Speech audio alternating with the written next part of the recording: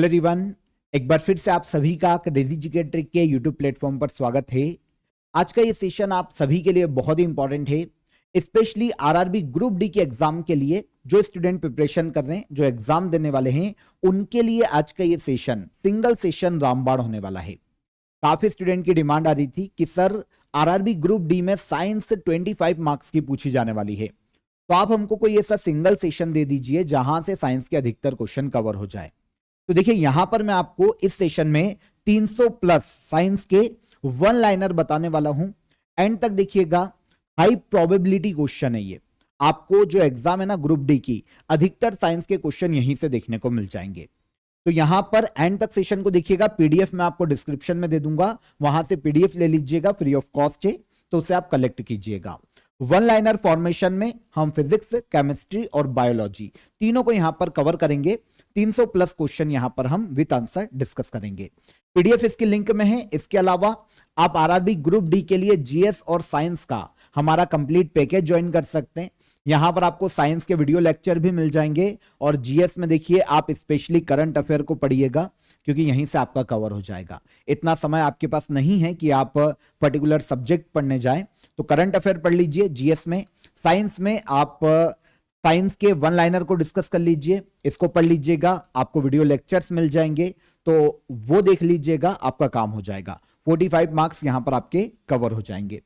अगर समय कम है, आने वाली है एग्जाम आपकी, शुरुआती जो शिफ्ट है वहां पर आपकी एग्जाम है, तो आप आरआरबी ग्रुप डी के 10,000 वन लाइनर को जीएस के ज्वाइन कीजिएगा। दोनों की लिंक मैंने आपको डिस्क्रिप्शन में दे दी है, वहां से ज्वाइन कीजिए, यह आपके लास्ट मोमेंट पे काफी मदद कर सकता है। ओके, सबकी लिंक डिस्क्रिप्शन में है, पीडीएफ की लिंक भी मैंने आपको डिस्क्रिप्शन में दे दी है, वहां से आप इसे इजीली ज्वाइन कर सकते हैं, फ्री ऑफ कॉस्ट ले लीजिएगा। चलिए पहला क्वेश्चन देख लेते हैं हम। आयोडीन किस हार्मोन के संश्लेषण के लिए आवश्यक है? तो आयोडीन थायरॉक्सिन हार्मोन के संश्लेषण के लिए आवश्यक है। वन लाइनर में हम डिस्कस करेंगे, तो ध्यान से सुनिएगा। खांसी और छींकने जैसी अनैच्छिक गतिविधियों को नियंत्रित करता है। खांसी और छींकने जैसी जो अनैच्छिक गतिविधियां हैं उनको नियंत्रित करता है मेडुला, मानव शरीर में। हमारी छोड़ी हुई सांस की हवा में CO2 की मात्रा लगभग कितनी होती है? हमारी छोड़ी हुई सांस की हवा में CO2 की मात्रा लगभग होती है 4%। ओके, मनुष्य 1 मिनट में कितनी बार सांस लेता है? तो ऑन एवरेज एक स्वस्थ मनुष्य जो है वो 1 मिनट में 16 से 18 बार सांस लेता है। कौन सा एंजाइम प्रोटीन का विघटन करता है?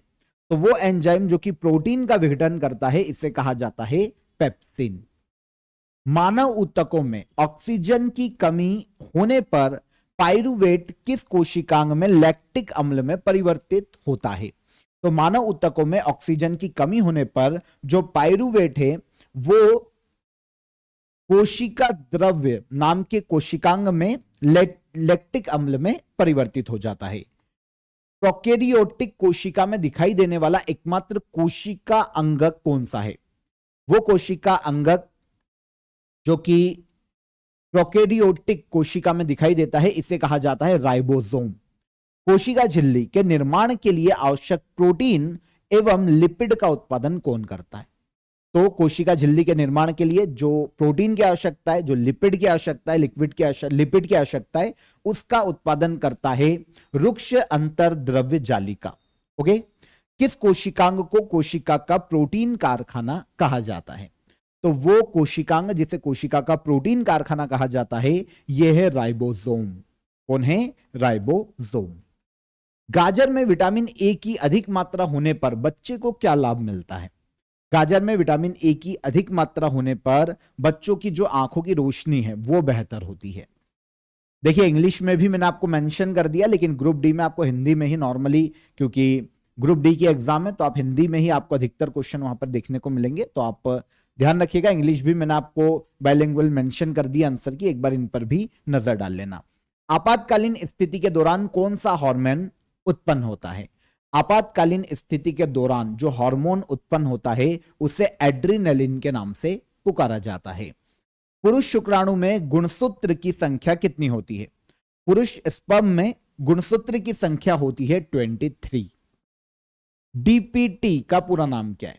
डीपीटी का पूरा नाम है डिप्थीरिया पर्टुसिस और टिटनेस। ये फुल फॉर्म है डीपीटी का। सूत्री विभाजन के किस चरण में गुणसूत्र मध्य रेखा पर स्थित होते हैं? तो सूत्री विभाजन के वो चरण जिसमें गुणसूत्र मध्य रेखा पर स्थित होते हैं इसे कहा जाता है मेटाफेज। कौन सा पेशी ऊतक, है ना, मसल्स टिश्यू बिना थके जीवन भर लगातार कार्य करता रहता है? तो कौन है? हृदय पेशी या फिर कार्डियक मसल जो है, हृदय पेशी जो है बिना रुके जीवन भर काम करती रहती है, दिल धड़कता रहता है। त्वचा के नीचे और आंतरिक अंगों के बीच कौन सा ऊतक पाया जाता है? त्वचा के नीचे और आंतरिक अंगों के बीच में जो टिश्यू पाया जाता है उसे वसा ऊतक या फैट टिश्यू के नाम से पुकारा जाता है। यीस्ट में किण्वन के दौरान पाइरूवेट किस उत्पाद में परिवर्तित हो जाता है? तो यीस्ट में किण्वन के दौरान पाइरूवेट परिवर्तित हो जाता है एथेनॉल और कार्बन डाइऑक्साइड में। समसूत्री विभाजन के फलस्वरूप मात्र कोशिका से कितनी पुत्री कोशिकाएं, डॉटर सेल्स बनती है? तो समसूत्री विभाजन में माइटोसिस में के फलस्वरूप मात्र कोशिका से 2 पुत्री कोशिकाएं या डॉटर सेल्स बनती है। कितनी? 2। सांस छोड़ने की प्रक्रिया के दौरान पसलियां किस दिशा में गति करती है? सांस छोड़ने की प्रक्रिया के दौरान जो मसल्स है वो नीचे और अंदर की ओर गति करती है। डायलिसिस का उपयोग किस रोग के उपचार में किया जाता है? डायलिसिस जो गुर्दे की बीमारी होती है, किडनी फेल्योर या किडनी की जो डिसीज होती है उसमें डायलिसिस का उपयोग किया जाता है। ठीक है। मनुष्यों में मसल्स को हड्डियों से जोड़ने वाला टिश्यू क्या कहलाता है? मनुष्य में मसल्स मतलब मांसपेशी को हड्डियों से जोड़ने वाला जो ऊतक है कंडरा, टेंडोन टिश्यू के नाम से पुकारा जाता है। कौन सी कोशिका अमीबी आकार की होती है? वो सेल जो कि अमीबा के आकार की होती है, अमीबी आकार की होती है, यह है व्हाइट ब्लड सेल्स, श्वेत रक्त कोशिका। कोशिका की ऊर्जा मुद्रा किसे कहा जाता है? जो सेल होती है उसकी एनर्जी करेंसी कहा जाता है एटीपी को। किसे कहा जाता है? एटीपी। उपकला, कोशिकाओं को नुकसान से बचाने वाला प्रोटीन कौन सा है? उपकला कोशिकाओं को नुकसान से बचाने वाला जो प्रोटीन है उसे कैरेटीन के नाम से पुकारा जाता है, कैरेटीन। कोशिका विभाजन का सबसे लंबा चरण कौन सा होता है? कोशिका विभाजन का सबसे लंबा चरण, सेल डिवीजन का सबसे लंबा चरण इंटरफेज के नाम से पुकारा जाता है। किस कोशिकांग को सुसाइड बैग कहा जाता है? तो आत्महत्या की थैली या सुसाइड बैग कहा जाता है लाइसोसोम को। कोशिका विभाजन का पहला चरण कौन सा होता है? कोशिका विभाजन का पहला चरण होता है प्रोफेज। ओके, प्रोफेज इसका पहला चरण है। किस कोशिकांग को प्रोटीन फैक्ट्री कहा जाता है? तो ये हमने डिस्कस भी किया था। प्रोटीन फैक्ट्री कहा जाता है राइबोसोम को। ओके, कोशिका में लिपिड का संश्लेषण किस कोशिकांग में होता है? कोशिका में लिपिड का जो सिंथेसिस है या संश्लेषण है वो स्मूथ एंडोप्लाज्मिक रेटिकुलम में होता है। ठीक है, स्मूथ एंडोप्लाज्मिक रेटिकुलम में इसका संश्लेषण देखने को किस कोशिका में होता है? तो इस कोशिका में देखने को मिलता है। कौन सा पशु ऊतक अंगों के बीच की जगह भरता है और मरम्मत में सहायता करता है? तो वो एनिमल टिश्यू जो कि अंगों के बीच की जगह को भरता है और रिपेयरिंग में सहायता होता है, मरम्मत में सहायता करता है, इसे एरियोलर टिश्यू के नाम से पुकारा जाता है, अवकाशी ऊतक कहा जाता है। हड्डी किस प्रकार का ऊतक है? तो हड्डी एक प्रकार का कनेक्टिव टिश्यू है या संयोजी ऊतक है। पेशी ऊतक कितने प्रकार के होते हैं? पेशी ऊतक मसल्स या मस्कुलर टिश्यू की बात करें ये 3 प्रकार के होते हैं। कौन सा ऊतक ग्रंथियों का निर्माण करता है? तो वो ऊतक जो कि ग्लैंड्स या ग्रंथियों का निर्माण करता है एपिथेलियल ऊतक के नाम से पुकारा जाता है, एपिथेलियल टिश्यू। नारियल के छिलके को कठोर और दृढ़ बनाने वाला टिश्यू कौन सा है? नारियल के छिलके को कठोर बनाने वाला जो टिश्यू है स्क्लेरेन काइमा के नाम से इसको पुकारा जाता है, स्क्लेरेन काइमा के नाम से पुकारा जाता है। कार्बन डाइऑक्साइड युक्त रक्त को वापस हृदय में ले जाने वाली रक्त वाहिकाएं कौन सी है? तो कार्बन डाइऑक्साइड युक्त रक्त को वापस हार्ट तक ले जाने वाली जो रक्त वाहिकाएं हैं उन्हें शिराएं कहा जाता है, वेन्स।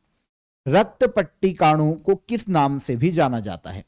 जो ब्लड प्लेटलेट से उन्हें थ्रोम्बोसाइट के नाम से भी जाना जाता है। किसके नाम से? थ्रोम्बोसाइट।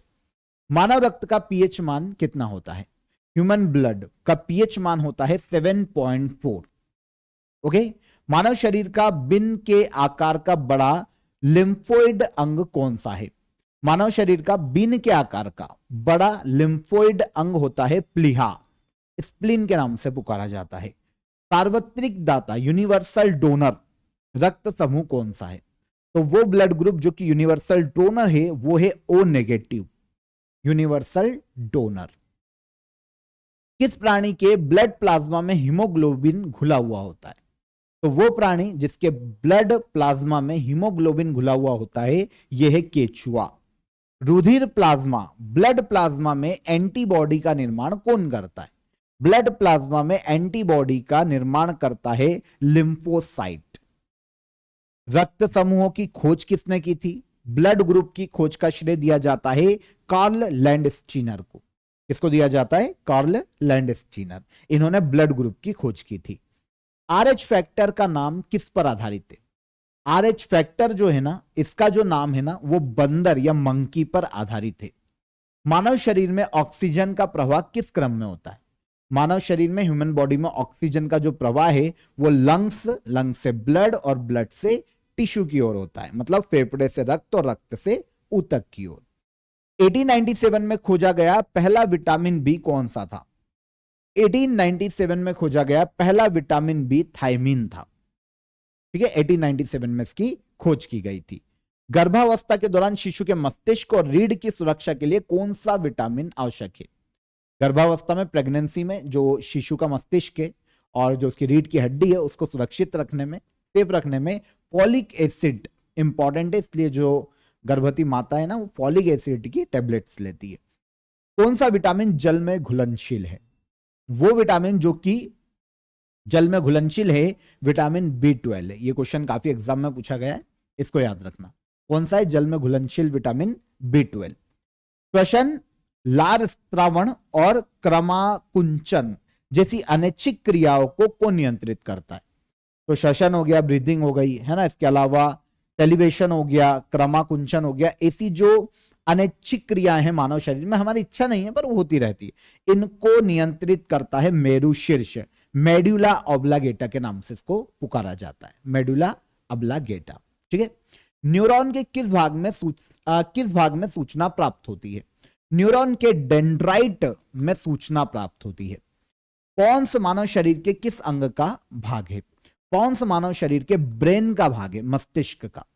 मानव शरीर में कितनी स्पाइनल नर्व्स होती है? तो मानव शरीर में मेरु तंत्रिकाएं होती है 31 जोड़े। यहां पर पूछा गया है कि स्पाइनल नर्व्स कितनी होती है मानव शरीर में, तो ये होती है 31 जोड़े।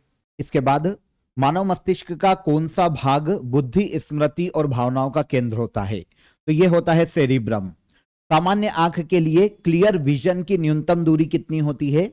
तो ये होती है न्यूनतम दूरी 25 सेंटीमीटर की।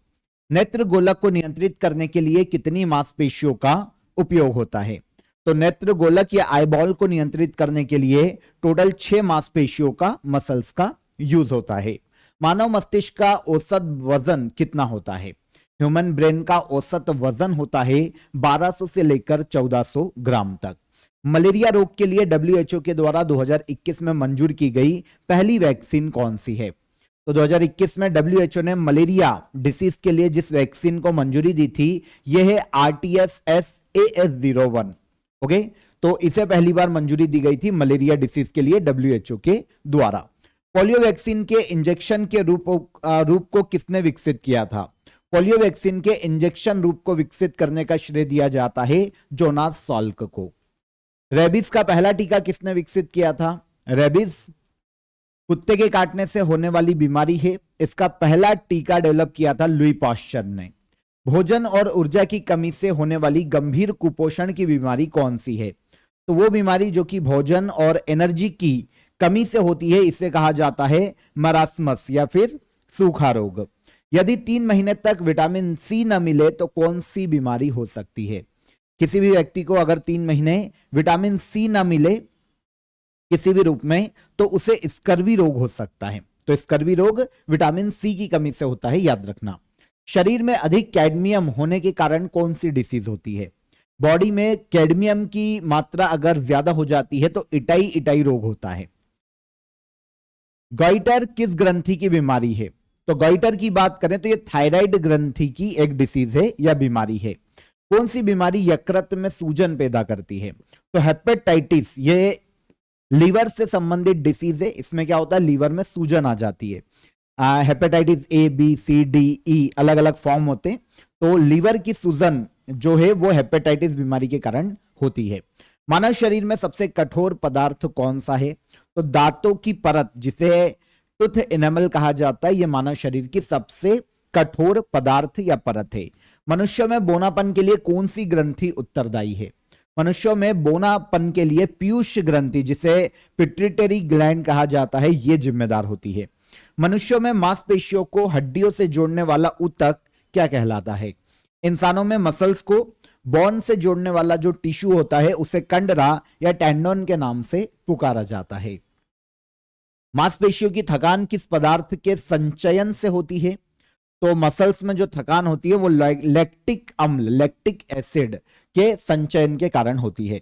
मानव शरीर में वर्टिब्रेंट किसका भाग है? मानव शरीर में वर्टिब्रेंट की बात करें तो ये रीढ़ की हड्डी का बैकबोन का एक भाग है। जोड़ों पर हड्डियों की सतह को कौन मुलायम बनाता है? जोड़ों पर हड्डियों की सतह को मुलायम बनाता है कार्टिलेज। कौन है ये? कार्टिलेज। मांसपेशियों में अधिक ऑक्सीजन की आपूर्ति के लिए हृदय की गति बढ़ाने वाला कौन सा हार्मोन है? तो यह हार्मोन है एड्रेनालिन हार्मोन या फिर एड्रेनालिन हार्मोन के नाम से इसे पुकारा जाता है। मांसपेशियों में अधिक ऑक्सीजन की आपूर्ति के लिए जो हमारी हार्ट बीट है उसको बढ़ाने वाला हार्मोन है एड्रेनालिन हार्मोन। मसल्स का वह भाग जो कि संकुचन उत्पन्न करता है क्या कहलाता है? मांसपेशियों का वह भाग जो कि संकुचन उत्पन्न करता है एक्टिन के नाम से पुकारा जाता है। सब्जियों, फलों, फूलों जैसी उच्च मूल्य फसलों की खेती को क्या कहा जाता है? सब्जियों की, फ्रूट्स की या फिर फ्लावर की जो खेती होती है उसे बागवानी या हॉर्टिकल्चर के नाम से पुकारा जाता है। कोशिकाओं के अध्ययन को क्या कहा जाता है? यह क्वेश्चन इंपॉर्टेंट है। सेल्स के अध्ययन को कहा जाता है साइटोलॉजी। क्या कहा जाता है? साइटोलॉजी। पशु व्यवहार, एनिमल बिहेवियर के जैविक अध्ययन को क्या कहा जाता है? इसे कहा जाता है एथोलॉजी। पौधों में रोगों और संक्रमणों के प्रति उनकी प्रतिक्रिया के अध्ययन को क्या कहा जाता है? तो प्लांट में रोग या फिर कोई भी संक्रमण, इन्फेक्शन के प्रति उनकी जो प्रतिक्रिया है इसके अध्ययन को फाइटोपैथोलॉजी के नाम से पुकारा जाता है। सौरोलॉजी में किसका अध्ययन किया जाता है? सौरोलॉजी की बात करें तो यह छिपकली के अध्ययन को कहा जाता है। ऑन्कोलॉजी किस बीमारी के उपचार से संबंधित है? ऑन्कोलॉजी कैंसर के बीमार से संबंधित है, कैंसर की बीमारी के उपचार से संबंधित है। मेड्रीना किस नाइड्रेरियन जीव का जेनेटिक नेम है? तो मेड्रीना ये ब्रेन कोरल, इसका एक साइंटिफिक या जेनेटिक नेम है, इसे याद रखिएगा। मछली के हृदय में कितने कक्ष होते हैं? मछली या फिश, इनके हार्ट में टोटल 2 कक्ष देखने को मिलते हैं। मलेरिया परजीवी या मलेरिया पैरासाइट और अमीबा की किस कैटेगरी में रखा जाता है? मलेरिया पैरासाइट को और अमीबा को किस कैटेगरी में रखा जाता है? तो इन दोनों को रखा जाता है प्रोटोजोआ में। कैटेगरी पूछी गई है तो यह है प्रोटोजोआ। कौन से पौधे फेनरोगाम्स अर्थात फ्लावरिंग एंड सीड बियरिंग होते हैं? तो ये होते हैं जिम्नोस्पर्म। ओके, वो पौधे जो कि फ्लावरिंग और सीड बियरिंग होते हैं इन्हें कहा जाता है जिम्नोस्पर्म। ओके, भूरे शैवाल को किस वर्ग में रखा जाता है? भूरे शैवाल या ब्राउन एल्गी की बात करें तो ये फियोफाइसिए की कैटेगरी में रखे जाते हैं। किस वर्ग में रखा जाता है, क्वेश्चन हमारा ये था। तो भूरे शैवाल फियोफाइसिए की कैटेगरी में रखे जाते हैं। पौधों में लचीलेपन के लिए कौन सा ऊतक या टिश्यू जिम्मेदार होता है? पौधों में लचीलेपन के लिए जिम्मेदार होता है कोलेनकाइमा। ओके, तो कोलेनकाइमा ये पौधों में लचीलेपन के लिए जिम्मेदार है। किसी वृक्ष की आयु का पता कैसे लगाया जाता है? किसी भी पेड़ की आयु का पता लगाने के लिए उसकी जो एनुअल रिंग होती है, जो वार्षिक वलय होते हैं, उनको गिनकर उसकी एज का पता लगाया जाता है कार्बन डेटिंग पद्धति के माध्यम से। स्तनधारियों की यकृत में कौन सी कोशिकाएं पाई जाती है? जो मैमल्स होते हैं उनके यकृत में कुफ्फर सेल्स पाए जाते हैं, कुफ्फर कोशिकाएं। कौन सा कोशिकांग राइबोसोमल आरएनए और प्रोटीन से बना होता है? तो वो कोशिकांग जो कि राइबोसोमल आरएनए और प्रोटीन से बना होता है, इसे कहा जाता है राइबोसोम। केवल पौधों की कोशिकाओं में कौन सी संरचना पाई जाती है? वो संरचना जो कि केवल पौधों की कोशिकाओं में पाई जाती है, इसे सेल वॉल या कोशिका भित्ति के नाम से पुकारा जाता है ना। इंसानों में नहीं पाई जाती, केवल ये पौधों में पाई जाती है। पौधों की कोशिका या सेल्स में पाई जाती है कोशिका भित्ति। पौधों की कोशिका का सबसे बाहरी आवरण क्या कहलाता है? पौधों की कोशिका, प्लांट सेल का सबसे बाहरी आवरण कोशिका भित्ति के नाम से पुकारा जाता है। केंद्रक और कोशिका झिल्ली के बीच का जेली जैसा पदार्थ क्या कहलाता है? केंद्रक और कोशिका झिल्ली, इनके बीच का जो जेली जैसा पदार्थ होता है, उसे साइटोप्लाज्मा के नाम से पुकारा जाता है या साइटोप्लाज्मम कहा जाता है। प्लाज्मा। किस कोशिकांग को सुसाइड बैग्स कहा जाता है ना, आत्महत्या की थैली कहा जाता है, और जो अंतर कोशिकी पाचन में सहायता करता है? तो वो कोशिकांग, वो सेल ऑर्गन जो कि सुसाइड बैग्स कहलाता है या फिर अंतर कोशिकी पाचन में सहायता करता है, यह है लाइसोसोम। ये क्वेश्चन एग्जाम में काफी पूछा जाता है, ये ध्यान रखना। आत्महत्या की थैली या फिर सुसाइड बैग्स किसे कहा जाता है? लाइसोसोम को कहा जाता है। एमआरएनए से जुड़े राइबोसोम के समूह को क्या कहा जाता है? एमआरएनए से जुड़े राइबोसोम के समूह को पॉलीसोम के नाम से पुकारा जाता है। नियासिन किस विटामिन का दूसरा नाम है? नियासिन विटामिन B3 का एक दूसरा नाम है। ओके। सोयाबीन में प्रोटीन का प्रतिशत कितना होता है? सोयाबीन की बात करते हैं तो इसमें 42% तक प्रोटीन देखने को मिलता है, सबसे ज्यादा सोयाबीन में 42%। चावल धोने से कौन सा विटामिन नष्ट हो जाता है? अगर हम चावल को वॉश करते हैं तो वो विटामिन जो कि नष्ट हो जाता है, यह है थायमिन विटामिन। स्कर्वी रोग किस विटामिन की कमी से होता है? स्कर्वी रोग होता है, इसकी हमने बात की है, विटामिन सी की कमी से। अगर विटामिन सी ना मिले 2-3 महीने तो स्कर्वी रोग हो जाएगा। रक्त जमाव, ब्लड क्लॉटिंग के लिए कौन सा विटामिन आवश्यक है? तो रक्त का थक्का जमने के लिए या रक्त जमाव होने के लिए, ब्लड क्लॉटिंग होने के लिए विटामिन के की आवश्यकता होती है। कौन सा विटामिन की? विटामिन के की। सेरोटोनिन हार्मोन किस ग्रंथि से स्त्रावित होता है? सेरोटोनिन हार्मोन ये स्त्रावित होता है पिनियल ग्लैंड से। ग्रेलिन हार्मोन को किस नाम से जाना जाता है? ग्रेलिन हार्मोन को जाना जाता है भूख हार्मोन या फिर हंगर हार्मोन के नाम से। एंट्रोकिनेज एंजाइम किसे ट्रिप्सिन में बदलता है? तो एंट्रोकिनेज एंजाइम ट्रिप्सिन में बदलता है ट्रिप्सोनेजेन को। तो ट्रिप्सिनोजेन, इसको ट्रिप्सिन में चेंज करने का काम है एंट्रोकिनेज एंजाइम का। एमाइलेज एंजाइम मानव शरीर में किस प्रक्रिया के लिए जिम्मेदार है? एमाइलेज जो कि एंजाइम है, मानव शरीर में कार्बोहाइड्रेट को पचाने के लिए, डाइजेशन के लिए जिम्मेदार है, कार्बोहाइड्रेट के डाइजेशन के लिए। थायरॉक्सिन हार्मोन की कमी के कारण कौन सा रोग होता है? थायरॉक्सिन हार्मोन की अगर शरीर में कमी होती है तो घेंगा, गॉइटर डिसीज देखने को मिलती है। घेंगा रोग जिसे कहा जाता है, गले में देखने को मिलता है ना। ट्रिप्सिन एंजाइम मानव शरीर में कहां से स्त्रावित होता है? ट्रिप्सिन एंजाइम स्त्रावित होता है मानव शरीर में पेनक्रियास से, जिसे कहा जाता है अग्नाशय। अग्नाशय की ही बीटा सेल से इंसुलिन हार्मोन भी निकलता है और ट्रिप्सिन एंजाइम भी अग्नाशय से ही स्त्रावित होता है। एड्रेनालिन हार्मोन को किस नाम से भी जाना जाता है? एड्रेनालिन हार्मोन को जाना जाता है लड़ो और उड़ो हार्मोन के नाम से।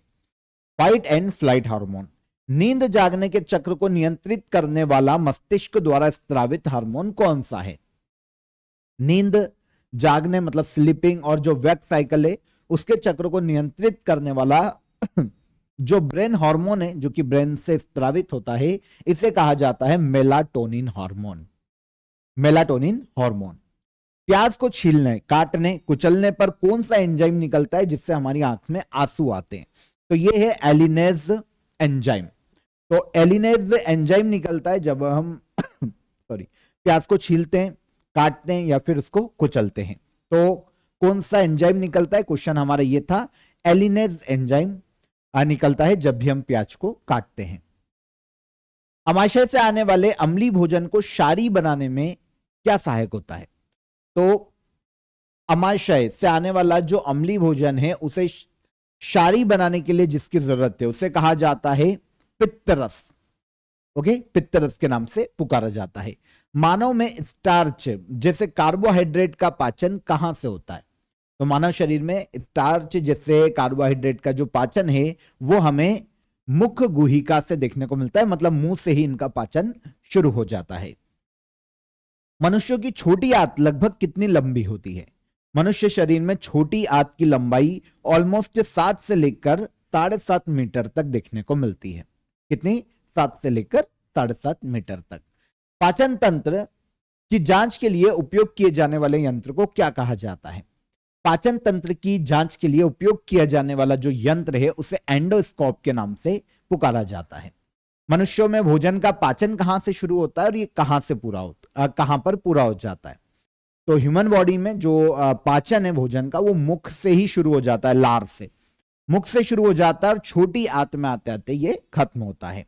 जठर रस जिसे गैस्ट्रिक जूस के नाम से जाना जाता है, इसमें डुबाने पर पीएच पेपर का रंग कैसा हो जाता है? जठर रस में डुबाने के बाद पीएच पेपर का कलर हो जाएगा रेड, लाल। कृत्रिम किडनी आर्टिफिशियल किडनी द्वारा नाइट्रोजन युक्त अपशिष्ट हटाने की प्रक्रिया क्या कहलाती है? तो यह कहलाती है हीमोडायलिसिस। बोमेन संपुट मानव शरीर में कहां पर स्थित होता है? बोमेन संपुट या बोमेन कैप्सूल ये मानव शरीर में किडनी में देखने को मिलती है, वृक्क में या किडनी में। वृक्क, किडनी, गुदा एक ही होता है। किडनी की नलिका की परत में कौन सा उपकला पाया जाता है ना? तो अगर हम किडनी की नलिका की परत की बात करें तो इसमें जो एपिथेलियम पाया जाता है यह है क्यूबाइडल एपिथेलियम। तो क्यूबाइडल एपिथेलियम पाया जाता है जब हम किडनी की नलिका की परत को देखते हैं, तो इसमें यह एपिथेलियम देखने को मिलता है। एक सामान्य एडल्ट मनुष्य प्रतिदिन कितना मूत्र विसर्जित करता है या उत्पन्न करता है? तो एक सामान्य जो एडल्ट व्यक्ति होगा ना, जो कि फिट एंड फाइन है, वो यूरिन उत्पन्न करेगा 1000 ml से लेकर 2000 ml तक, 1 लीटर से लेकर 2 लीटर तक। पानी की सतह पर रखी लोहे की ठोस छड़ पर यदि पानी द्वारा ऊपर की ओर लगाया गया बल नीचे की ओर लगाए गए बल से अधिक हो तो क्या होगा? फिर से पढ़ते हैं। पानी की सतह पर रखी लोहे की ठोस छड़ पर यदि पानी द्वारा ऊपर की ओर लगाया गया बल नीचे की ओर लगाए गए बल से अधिक हो तो लोहे की छड़ पानी की सतह पर तैरने लगेगी। ओके, यदि एक सीधी सड़क पर चलने वाली कार समान समय अंतराल में अपनी चाल को असमान मात्रा में बढ़ाती है तो वह किस प्रकार की गति से चल रही होती है? तो इसे कहा जाता है असमान त्वरण। ठीक है। यदि किसी वस्तु को अवतल दर्पण के मुख्य फोकस और ध्रुव के बीच रखा जाता है, ओके, कॉन्क्लेव मिरर के मुख्य फोकस और ध्रुव के बीच में, पोल के बीच में रखा जाता है तो प्रतिबिंब कैसा होगा? तो यह प्रतिबिंब आभासी, सीधा और बड़ा होगा। ओके, तो आभासी, सीधा और बड़ा होगा। सूर्य के प्रकाश का वर्णक्रम प्राप्त करने के लिए कांच के प्रिज्म का सबसे पहले उपयोग किसने किया था? तो सूर्य के प्रकाश का वर्णक्रम, स्पेक्ट्रम प्राप्त करने के लिए कांच के प्रिज्म, ग्लास प्रिज्म का सबसे पहले उपयोग किया था आइजैक न्यूटन ने। किसने किया था? Isaac Newton. प्रिज्म से गुजरने पर प्रकाश का कौन सा रंग सबसे अधिक विचलित होता है? अगर प्रिज्म से प्रकाश गुजरता है तो बैगनी जो रंग है वो सबसे ज्यादा विचलित होता है। चंद्रमा और सूर्य के कारण उत्पन्न ज्वार भाटा किस बल के कारण होते हैं? सूर्य और चंद्रमा के कारण जो ज्वार भाटा, जो टाइड्स आते हैं, वो गुरुत्वाकर्षण बल के कारण देखने को मिलते हैं। यदि किसी गोली दर्पण की फोकस दूरी 12 सेंटीमीटर हो तो उसकी वक्रता त्रिज्या कितनी होगी? अगर किसी गोली दर्पण, स्पेरिकल मिरर की फोकस दूरी 12 सेंटीमीटर हो तो उसकी जो वक्रता त्रिज्या है वो हमें 24 सेंटीमीटर तक देखने को मिलेगी। चम्मच का सामने वाला भाग किस प्रकार के दर्पण की तरह कार्य करता है? चम्मच का सामने वाला जो भाग है वो अवतल दर्पण कॉनकेव मिरर की तरह काम करता है। तो मिरर पूछा है तो ये कॉनकेव मिरर या फिर अवतल दर्पण की तरह काम करेगा। एक तनी हुई रबर पट्टी में किस प्रकार की ऊर्जा होती है? एक तनी हुई जो रबर की पट्टी होती है ना, उसमें स्थितिज ऊर्जा देखने को मिलती है। कौन सी? स्थितिज ऊर्जा। गति के प्रथम नियम को क्या कहा जाता है? गति का जो प्रथम नियम है उसे कहा जाता है जड़त्व का नियम। क्या कहा जाता है? जड़त्व का नियम। एक गोली दर्पण का द्वारक क्या होता है? एक गोली दर्पण का द्वारक की बात करें तो दर्पण की परावर्तक सतह का व्यास होता है। ठीक है। तारों के टिमटिमाने के लिए कौन सी परिघटना उत्तरदायी है? तारों के टिमटिमाने के लिए वायुमंडलीय अपवर्तन, है ना, एटमॉस्फेरिक रिफ्रैक्शन की जरूरत होती है। तो तारों का जो टिमाना है ये कौन सी परिघटना उसके लिए उत्तरदायी है? तो वायुमंडलीय अपवर्तन इसके लिए उत्तरदायी है। पृथ्वी के एटमॉस्फेयर में प्रवेश करते समय सूर्य के प्रकाश का कौन सा रंग सबसे अधिक प्रकीर्णित होता है? तो जब पृथ्वी के वायुमंडल में सूर्य का प्रकाश इंटर होता है तो वो कलर जो कि सबसे ज्यादा प्रकीर्णित होता है ये देखने को मिलता है ब्लू कलर। यदि किसी वस्तु को बल की दिशा में कुछ दूरी तक ले जाया जाता है तो बल द्वारा किया गया कार्य कैसा होगा? यदि किसी वस्तु को बल की दिशा में कुछ दूरी तक ले जाया जाता है तो बल द्वारा किया गया जो कार्य है वो धनात्मक या पॉजिटिव रहता है। ग्रह सूर्य के चारों ओर किस बल के कारण चक्कर लगाते हैं? तो सूर्य का जो ग्रेविटेशनल फोर्स है उसके कारण ग्रह सूर्य के चारों ओर चक्कर लगाते हैं। यदि किसी वस्तु का घनत्व द्रव्य के घनत्व से कम हो तो क्या होगा? यदि किसी ऑब्जेक्ट का घनत्व द्रव्य के लिक्विड के घनत्व से कम हो तो वो वस्तु उस द्रव्य पर तैरने लगेगी। इजी, तैरने लग जाती है अगर किसी वस्तु का घनत्व द्रव्य के घनत्व से कम होता है तो, और अगर ज्यादा हुआ तो डूब जाएगी। मानव नेत्र में निकट दृष्टि दोष को किससे ठीक किया जाता है? मानव शरीर में या मानव नेत्र में जो निकट दृष्टि दोष होता है उसे उचित क्षमता वाले अवतल लेंस की मदद से ठीक किया जाता है। तो अवतल लेंस या कॉनकेव लेंस का यूज किया जाता है फिर चश्मे में। वाहनों के साइड में कॉन्वेक्स मिरर क्यों लगाए जाते हैं या फिर उत्तल दर्पण क्यों लगाए जाते हैं? तो जो वाहन होते हैं ना उनका जो साइड का जो मिरर होता है ना वो कॉन्वेक्स मिरर होता है क्योंकि वे सीधा और छोटा प्रतिबिंब बनाने के लिए जाने जाते हैं। तो ये जो कॉन्वेक्स या उत्तल दर्पण है सीधा और छोटा प्रतिबिंब बनाते हैं पीछे की साइड का। जब एक नाविक चलती हुई नाव से कूदता है तो नाव पीछे की ओर चली जाती है या चलती है, तो यह किस नियम का उदाहरण है? जब कोई नाविक नाव से आगे की ओर कूदता है तो नाव पीछे की ओर खिसक जाती है। यह न्यूटन का गति का तीसरा नियम है, न्यूटन का। गर्म वायु में धूल के कणों की आभासी अनियमित गति किस कारण दिखाई देती है? गर्म वायु में धूल के कणों की आभासी और अनियमित गति प्रकाश के अपवर्तन के कारण दिखाई देती है, रिफ्रैक्शन ऑफ लाइट के कारण दिखाई देती है। दंत चिकित्सक सामान्यतः किस प्रकार का दर्पण उपयोग करता है? जो दंत चिकित्सक होता है ना नॉर्मली कॉनकेव मिरर का यूज करता है, अवतल दर्पण का यूज करता है। स्प्रिंग को खींचने पर उसमें कौन सी ऊर्जा संचित होती है? अगर हम स्प्रिंग को खींचते हैं तो उसमें स्थितिज ऊर्जा देखने को मिलती है, पोटेंशियल एनर्जी, स्थितिज ऊर्जा स्प्रिंग में देखने को मिलती है। खतरे के संकेत के लिए लाल रंग का प्रयोग ही क्यों किया जाता है? क्योंकि लाल कलर जो है कोहरे या धुएं में भी सबसे कम प्रकीर्णन देता है, मतलब सबसे कम फैलाव देता है या प्रकीर्णन देता है। तो इसलिए एक लाल कलर का यूज किया जाता है किसी भी खतरे के निशान के लिए। तो ये एक हमने देखा है अधिकतर जो हम अगर रेलवे सिग्नल देखें या फिर हमारे जो ट्रैफिक सिग्नल होते हैं तो उसमें खतरे का निशान लाल कलर का ही होता है, क्योंकि धुएं में कोहरे में भी इजीली दिखाई देता है, क्योंकि सबसे कम प्रकीर्णन देखने को मिलता है इस पर्टिकुलर कलर में।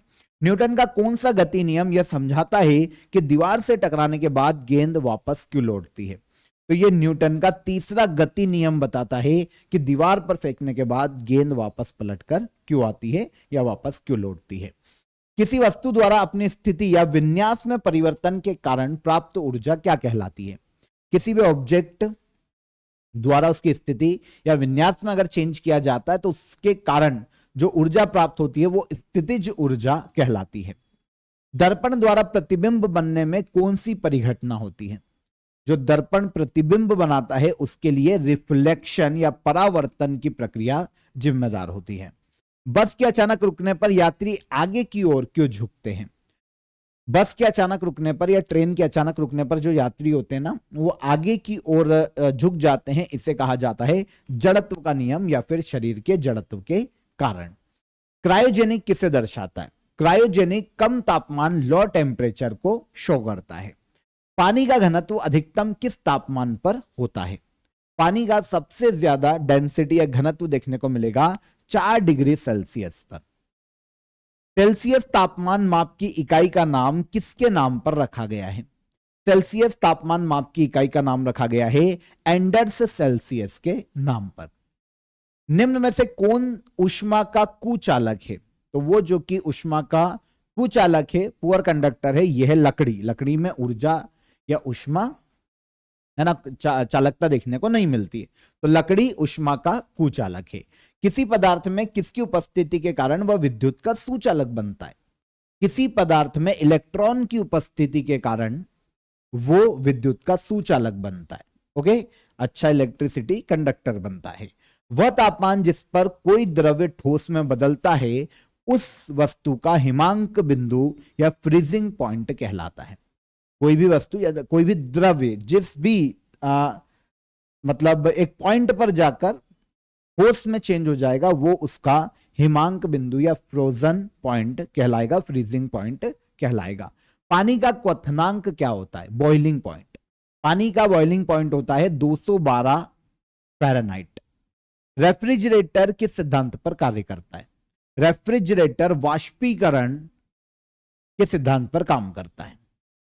कई किलोमीटर दूर तक रेडियो तरंगों द्वारा संकेत भेजने वाले अग्रणी वैज्ञानिक कौन है? कई किलोमीटर दूर तक रेडियो वेव्स द्वारा संकेत भेजने वाले जो वैज्ञानिक है वो है गुग्लियल्मो मार्कोनी। गुग्लियल्मो मार्कोनी इनका नाम है। कई किलोमीटर तक रेडियो वेव्स द्वारा संकेत भेजने के लिए जाने जाते हैं। कौन सी भूकंपी तरंगे सरफेस वेव्स होती है, मतलब सरफेस पर देखने को मिलती है? वो भूकंपी तरंगे जो कि पृष्ठीय तरंगे कहलाती है, सरफेस पर देखने को मिलती है, इन्हें एल वेव्स या फिर एल तरंगे कहा जाता है।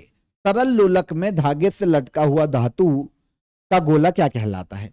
एक सिंपल पेंडुलम में धागे से लटका हुआ धातु का जो गोला है उसे बॉब कहा जाता है। ध्वनि तरंगे किस माध्यम में यात्रा नहीं कर सकती? तो ध्वनि तरंगे निर्वात वैक्यूम में यात्रा नहीं कर सकती। साउंड वैक्यूम में यात्रा नहीं कर सकता। ध्वनि की आवृत्ति की एसआई इकाई किस वैज्ञानिक के सम्मान में रखी गई है?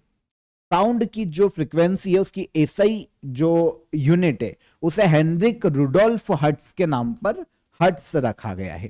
तो हेनरिक रुडोल्फ हर्ट्ज के नाम पर ध्वनि की फ्रीक्वेंसी की एसआई यूनिट देखने को मिलती है। मनुष्य द्वारा सुनी जा सकने वाली ध्वनि की न्यूनतम आवृत्ति कितनी होती है? मनुष्य द्वारा सुनी जा सकने वाली ध्वनि की न्यूनतम कम से कम फ्रीक्वेंसी होती है 20 हर्ट्ज तक। धातु के भागों में दरारें और दोष का पता लगाने के लिए किसका उपयोग किया जाता है? धातु के भागों में दरार या फिर क्रैक या फिर किसी प्रकार के दोष का पता लगाने के लिए पराध्वनिक अल्ट्रासोनिक का यूज किया जाता है। पराध्वनिक का। किसी बंद कमरे में लोगों की बातें हमें ध्वनि तरंगों के किस प्रभाव के कारण सुनाई देती है?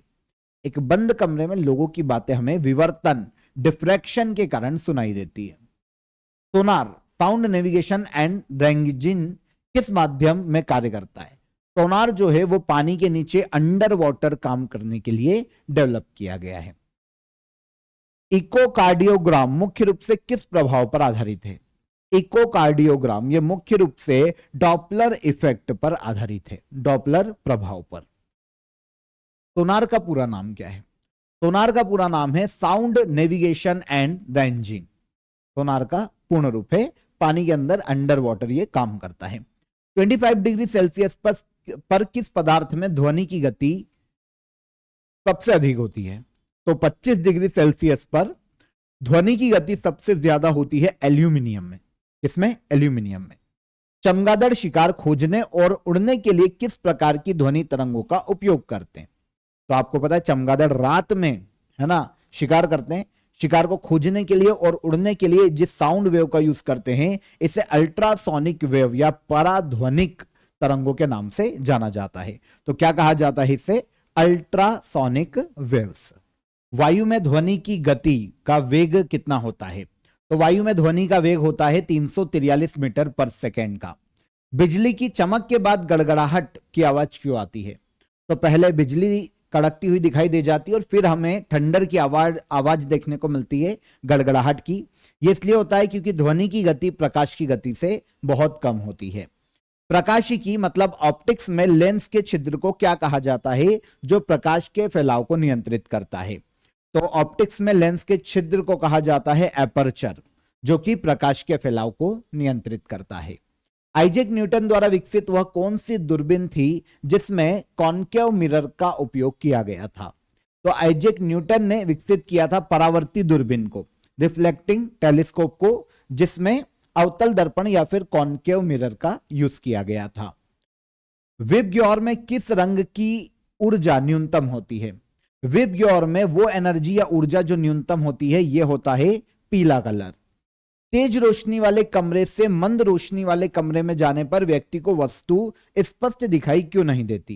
क्यों? क्योंकि परितारिका सिकुड़कर पुतली को छोटा बना देती है, जिससे कम प्रकाश प्रवेश करता है। जो आइरिस कॉन्ट्रैक्ट से and the pupil becomes smaller, मतलब जो परितारिका वो सिकुड़कर पुतली को छोटा बना देती है, जिससे कम प्रकाश प्रवेश कर पाता है आंखों में। और कोई भी चीज हमको, अगर हम तेज रोशनी वाले कमरे से अंधेरे वाले या कम रोशनी वाले कमरे में आते हैं, तो वहां पर फिर हमको वस्तुएं दिखाई नहीं देती। जैसे हम धूप से आते हैं तो एकदम से अगर घर के अंदर आएंगे तो हमको सब कुछ क्लियर नहीं दिखाई देगा। उत्तल दर्पण द्वारा बनने वाला प्रतिबिंब सदैव कैसा होता है? उत्तल दर्पण द्वारा बनने वाला प्रतिबिंब सदैव आभासी और सीधा होता है, वर्चुअल और इरेक्ट। सिस्मोग्राफ का उपयोग किसे मापने के लिए किया जाता है? सिस्मोग्राफ का यूज किया जाता है भूकंप को मापने के लिए, अर्थक्वेक को मापने के लिए सिस्मोग्राफ का यूज किया जाता है। वर्षा, बर्फ और ओले का पता लगाने के लिए कौन सा उपकरण उपयोग किया जाता है? तो यह है Doppler weather radar. Okay, rain आने वाली है, बर्फ गिरने वाली है, इन सब का पता लगाने के लिए डॉपलर मौसम रडार का यूज किया जाता है। किस भौतिक इकाई को चुंबकीय क्षेत्र की तीव्रता की इकाई के रूप में परिभाषित किया जाता है? तो वो भौतिक इकाई जिसे चुंबकीय क्षेत्र की तीव्रता की इकाई या यूनिट के रूप में परिभाषित किया जाता है, इसे कहा जाता है टेस्ला। समतल सतह पर पड़ने वाले सौर विकिरण को मापने के लिए कौन सा उपकरण उपयोग किया जाता है? समतल सतह पर पड़ने वाले सोलर रेडिएशन को मापने के लिए जिस उपकरण का यूज किया जाता है, इसे पायरेनोमीटर के नाम से पुकारा जाता है। किसके नाम से? पायरेनोमीटर। विंड वैन किसका निर्धारण करता है? विंड वैन पवन की दिशा का निर्धारण करता है, मतलब विंड डायरेक्शन का निर्धारण करता है। किसी भौतिक राशि के अंकी मान को क्या कहते हैं? किसी भौतिक राशि या फिजिकल क्वांटिटी के अंकी मान को कहा जाता है परिमाण। विद्युत ऊर्जा की वाणिज्यिक इकाई क्या है? इलेक्ट्रिकल एनर्जी की वाणिज्यिक इकाई किलोवाट प्रति घंटा है या किलोवाट आवर इसे कहा जाता है। लेंस और गोली दर्पण की वक्रता त्रिज्या मापने के लिए किस उपकरण का उपयोग किया जाता है? तो लेंस और गोली दर्पण की वक्रता त्रिज्या को मापने के लिए स्फेरोमीटर का यूज किया जाता है। किसका? स्फेरोमीटर का। प्रकाश की तरंगदैर्घ्य मापने की इकाई क्या है? लाइट की वेवलेंथ को मापने के लिए एंगस्ट्रॉम का यूज किया जाता है। तो मापने की इकाई क्या है? तो यह है एंगस्ट्रॉम। इलेक्ट्रॉन वोल्ट किसकी इकाई है? इलेक्ट्रॉन वोल्ट इकाई है एनर्जी या ऊर्जा की। गिरता हुआ नारियल, दौड़ती हुई गाड़ियां, लुढ़कते पत्थर, उड़ते विमान किस प्रकार की ऊर्जा से संबंधित है? तो ये सारे काइनेटिक एनर्जी मतलब गतिज ऊर्जा से संबंधित है। गिरता हुआ नारियल हो, दौड़ती हुई गाड़ियां हो, लुढ़कता हुआ पत्थर हो, है ना, उड़ते हुए विमान हो, ये सब में गतिज ऊर्जा देखने को मिलती है। पत्थर को ऊपर फेंकने पर किस प्रकार का ऊर्जा रूपांतरण होता है? अगर हम किसी पत्थर को ऊपर फेंकते हैं तो गतिज ऊर्जा से गुरुत्वीय स्थितिज ऊर्जा की तरफ यह रूपांतरण देखने को मिलता है। Kinetic energy to gravitational potential energy की तरफ यह रूपांतरण देखने को मिलता है। बैटरी में किस प्रकार का ऊर्जा रूपांतरण होता है? बैटरी में रासायनिक ऊर्जा से विद्युत ऊर्जा रूपांतरित होती हुई दिखाई देती है। Chemical energy to electrical energy की तरफ यह रूपांतरण या ट्रांसफॉर्मेशन देखने को मिलता है। ऊपर नीचे गति, सेना की परेड, किसी भारी वस्तु का मुक्त रूप से गिरना किस प्रकार की गति के उदाहरण हैं? तो ये सब ऋजुरेखी गति के उदाहरण हैं। ऊपर नीचे की गति, सेना की कोई परेड हो रही है, किसी भारी वस्तु का मुक्त रूप से गिरना, यह सब ऋजुरेखी गति का एग्जाम्पल है। जल विद्युत पावर स्टेशन पानी की स्थितिज ऊर्जा को किस ऊर्जा में बदलते हैं? तो जो हाइड्रो इलेक्ट्रिक प्रोजेक्ट होते हैं, पावर प्लांट होते हैं, वो पानी की पोटेंशियल एनर्जी को, स्थितिज ऊर्जा को काइनेटिक एनर्जी मतलब गतिज ऊर्जा में बदलते हैं। ग्रहों की गति के 3 नियमों का प्रतिपादन किसने किया है? ग्रहों की गति के 3 नियम का प्रतिपादन किया है जोहान्स केपलर ने। निर्वात में सभी वस्तुएं समान त्वरण से गिरती है, यह निष्कर्ष सबसे पहले किसने दिया था? वैक्यूम में सभी वस्तुएं एक समान त्वरण से गिरती है, यह जो एक कॉन्सेप्ट है यह दिया था गैलीलियो गैलीली ने। ओके, तो गैलीलियो गैलीली बहुत ही फेमस साइंटिस्ट थे, इन्होंने यह निष्कर्ष पहली बार दिया था। यदि लिफ्ट ऊपर की ओर त्वरण के साथ चलना शुरू करे तो वजन मापने वाला पैमाना क्या दिखाएगा? अगर कोई लिफ्ट ऊपर की ओर एक्लेरेशन के साथ चलना शुरू करे, त्वरण के साथ चलना शुरू करे, तो वजन मापने वाला पैमाना वजन अधिक दिखाएगा। जल का घनत्व लगभग कितने केल्विन तापमान पर अधिकतम होता है? जल की डेंसिटी 277 केल्विन पर, 277 केल्विन पर, इस तापमान पर सबसे अधिकतम होती है। श्वेत प्रकाश का उसके घटक रंगों में विभाजन क्या कहलाता है? श्वेत प्रकाश का उसके कंपोनेंट कलर में विभाजन कहलाता है वर्ण विक्षेपण। ओके, तो डिस्प्रेशन या फिर वर्ण विक्षेपण इसे कहा जाता है। सोना और तांबा किस प्रकार के प्रकाश को अवशोषित करते हैं? सोना या फिर कॉपर, ये नीले जो प्रकाश है उसको अवशोषित कर लेते हैं। किस पदार्थ का निरपेक्ष अपवर्तनांक 2.42 होता है? तो यह होता है हीरे का निरपेक्ष अपवर्तनांक होता है 2.42। समुद्र में पानी के अणु वाटर मॉलिक्यूल्स लाल और हरे प्रकाश के अलावा किस अन्य वेवलेंथ को अवशोषित करते हैं?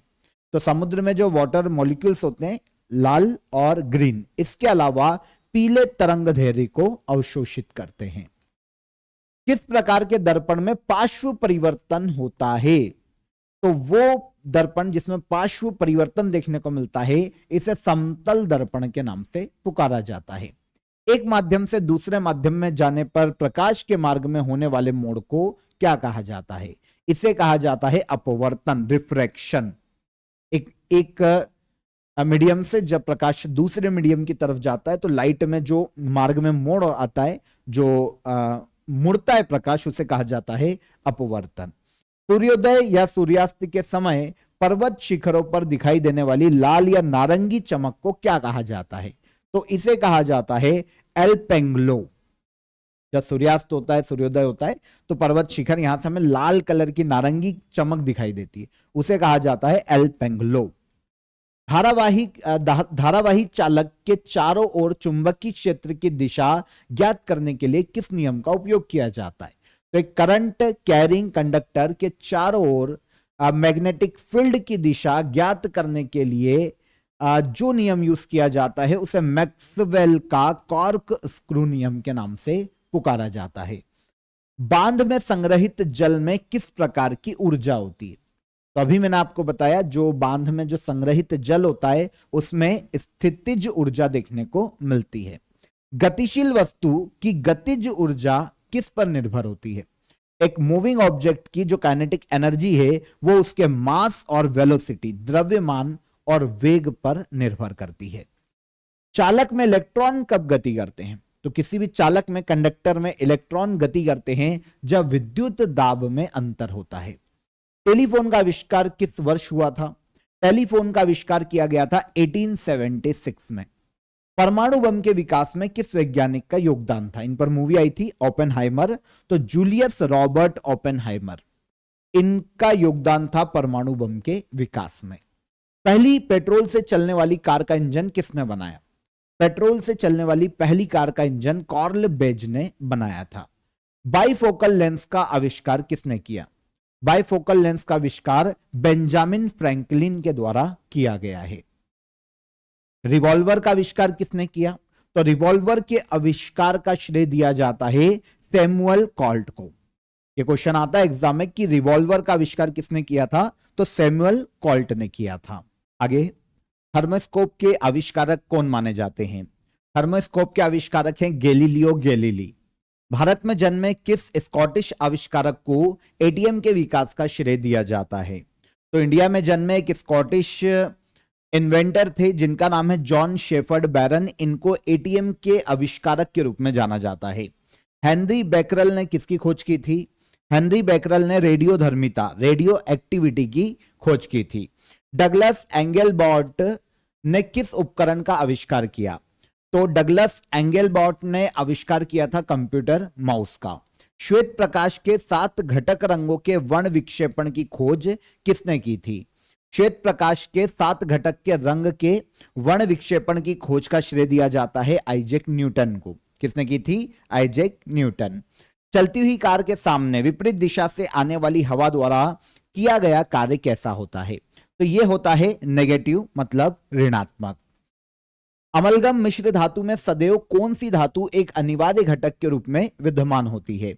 तो अमलगम मिश्र धातु में सदैव एक मरकरी है जो कि एक अनिवार्य घटक के रूप में विद्यमान होती है। कौन है ये? मरकरी, मतलब पारा। सोल्डर नामक मिश्र धातु आमतौर पर किस 2 धातुओं से मिलकर बनी होती है? सोल्डर नाम की एक मिश्र धातु है जो कि टीन और शीशे से मिलकर बनाई जाती है। धातुओं का वह गुण क्या कहलाता है जिसके कारण उन्हें पीटकर पतली चादर में बदला जा सकता है? तो इसे कहा जाता है आघात वर्धनीयता। मेलेबिलिटी के नाम से इसे जाना जाता है। मतलब ये धातु का वह गुण है जिसके माध्यम से उसको पीटकर चादर की जैसा या फिर तार के जैसा खींचा जा सकता है, जैसे फॉर एग्जांपल सोना। लोहे को जंग से बचाने के लिए उस पर जस्ते की परत, पतली परत चढ़ाने की प्रक्रिया को क्या कहा जाता है? लोहे को जंग से बचाने के लिए उस पर जस्ते की जो पतली परत चढ़ाई जाती है उसे कहा जाता है गैल्वेनीकरण। कौन सी अधातु होने के बावजूद भी रासायनिक रूप से धातुओं जैसी चमक प्रदर्शित करती है? तो वो जो कि अधातु है, नॉन मेटल है, लेकिन उसके बाद भी रासायनिक रूप से धातुओं जैसी चमक प्रदर्शित करती है, यह है आयोडीन। सोने और चांदी के मिश्रण से बनी मिश्र धातु को क्या कहा जाता है? तो वो मिश्र धातु जो कि सोने और चांदी के मिश्रण से बनी है इलेक्ट्रम के नाम से पुकारी जाती है। डच धातु नामक मिश्र धातु किन धातुओं से मिलकर बनी होती है? डच मेटल, ये तांबे और जस्ते से मिलकर बनी होती है मिश्र धातु। कौन सी धातु ठंडे पानी के साथ बहुत तेजी से अभिक्रिया करती है? तो वो धातु जो कि ठंडे पानी के साथ बहुत ही फास्ट अभिक्रिया करती है सोडियम और पोटेशियम है। हवा में नमी और कार्बन डाइऑक्साइड के साथ अभिक्रिया करके कौन सी धातु अपनी सतह पर हरे रंग की परत बना लेती है? तो आप सभी को पता है यह है तांबा। जब तांबा हवा की नमी या फिर कार्बन डाइऑक्साइड के साथ अभिक्रिया करता है तो इस पर एक हरे रंग की परत चढ़ जाती है तांबे के ऊपर, तो यह है कॉपर या तांबा। एल्यूमिनियम को संक्षारण से बचाने के लिए उस पर एक मोटी ऑक्साइड की परत बनाने की प्रक्रिया क्या कहलाती है? तो एल्यूमिनियम को संक्षारण से बचाने के लिए उसके ऊपर एक मोटी ऑक्साइड की परत बनाने की प्रक्रिया को एनोडीकरण के नाम से पुकारा जाता है। एनोडीकरण इसे कहा जाता है। कौन सी धातु तनु हाइड्रोक्लोरिक अम्ल के साथ सामान्य परिस्थितियों में अभिक्रिया नहीं करती है? तो वो धातु जो कि तनु हाइड्रोक्लोरिक अम्ल के साथ सामान्य परिस्थितियों में प्रतिक्रिया या अभिक्रिया नहीं करती है, यह है कॉपर, मतलब तांबा। थर्मामीटर में पारे के सुरक्षित विकल्प के रूप में किस मिश्र धातु का उपयोग किया जाता है जो कि कमरे के तापमान पर तरल होती है? तो रूम टेम्परेचर पर जो लिक्विड फॉर्म में रहती है यह है गैलिस्टीन। थर्मामीटर में पारे के सुरक्षित विकल्प के रूप में इस मिश्र धातु का उपयोग किया जा सकता है। गैलिस्टन इसे कहा जाता है, गैलिस्टन। कॉन्स्टेंटन नामक मिश्र धातु किन दो धातुओं से मिलकर बनी होती है? तो ये कॉपर और निकेल से मिलकर बनी हुई मिश्र धातु है। सभी धातुओं में सबसे कम घनत्व वाली वह कौन सी धातु है जो बहुत नरम होती है? तो सभी धातुओं में सबसे कम घनत्व वाली वह धातु जो कि बहुत ही नरम होती है, इसे कहा जाता है लिथियम। अधातुओं नॉन मेटल्स का वह सामान्य भौतिक गुण क्या है जिसके कारण ठोस अवस्था में उन पर चोट मारने से वे टूट जाते हैं? इन्हें कहा जाता है भंगुरता। ओके, भंगुरता वो अधातुओं का वो गुण है जिससे अगर हम अधातु पर नॉन मेटल पर चोट करेंगे तो वो टूटकर बिखर जाएगी।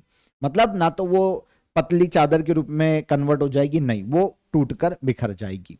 प्रकृति में पाई जाने वाली कौन सी धातु अपनी बहुत कम क्रियाशीलता के कारण प्रायः मुक्त अवस्था में पाई जाती है? प्रकृति में पाई जाने वाली वह धातु जो अपनी बहुत कम क्रियाशीलता के कारण लो रिएक्टिविटी के कारण प्रायः फ्री स्टेट या मुक्त अवस्था में पाई जाती है, यह है गोल्ड। सबसे कम क्रियाशीलता देखने को मिलती है। बोरॉन, सिलिकॉन, एंटीमनी रासायनिक रूप से किसके उदाहरण हैं? तो बोरॉन, सिलिकॉन और एंटीमनी रासायनिक रूप से उपधातु के ये एग्जाम्पल हैं। प्राकृतिक रूप से जीवाणुरोधी गुणों वाली एकमात्र धातु कौन सी है? नेचुरली एंटीबैक्टीरियल गुणों वाली जो एकमात्र धातु है वो है कॉपर, तांबा। लोहे में जंग लगने के लिए मुख्य रूप से किन दो चीजों की उपस्थिति अनिवार्य होती है? अगर लोहे में जंग लगना है तो दो चीजों की उपस्थिति अनिवार्य होती है। एक पानी चाहिए, नमी चाहिए, है ना, और एक चाहिए ऑक्सीजन। तो इन दो चीजों की उपस्थिति अनिवार्य होती है अगर लोहे में जंग लगना है तो। कार्बन का वह कौन सा विशिष्ट गुण है जिसके कारण वह अन्य कार्बन परमाणुओं के साथ लंबी और स्थिर श्रृंखलाएं बना सकता है?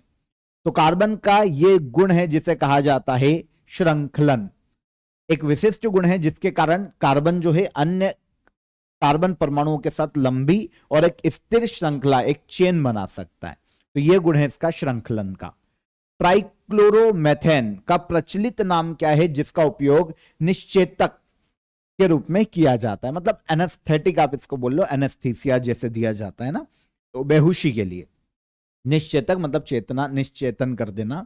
तो ट्राइक्लोरोमेथेन का वह प्रचलित नाम है क्लोरोफॉर्म।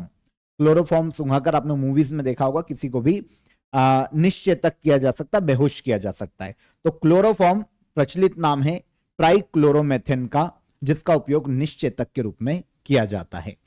संतृप्त हाइड्रोकार्बन या एल्केन्स में कार्बन परमाणुओं के बीच किस प्रकार का आबंध या बॉन्ड होता है?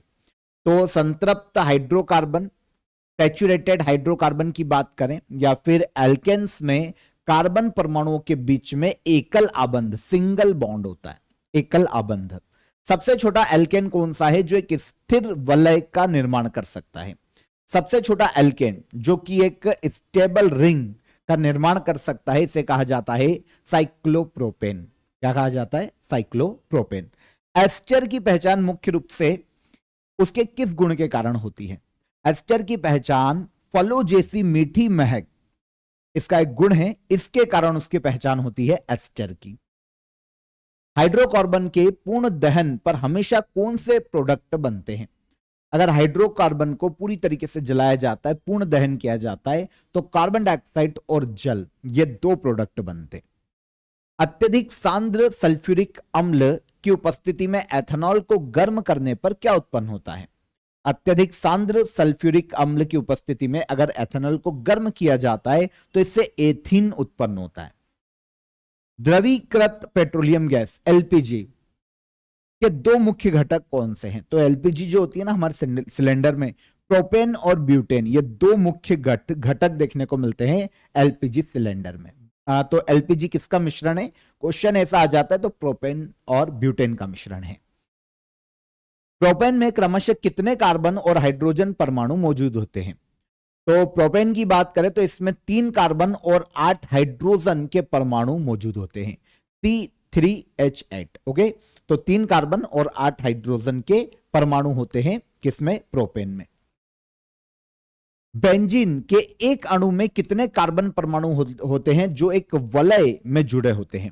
तो बेंजीन के एक अणु में टोटल 6 कार्बन परमाणु होते हैं। कितने? 6, जो कि एक वलय के रूप में, रिंग के रूप में जुड़े होते हैं। फुलरिन, ग्राफिन और हीरा रासायनिक रूप से किसके अपर रूप है? तो फुलरिन की बात करें, ग्राफिन की बात करें, हीरे की बात करें, ये सब कार्बन के अपर रूप है। स्कूल्स में पढ़ते थे ये हम।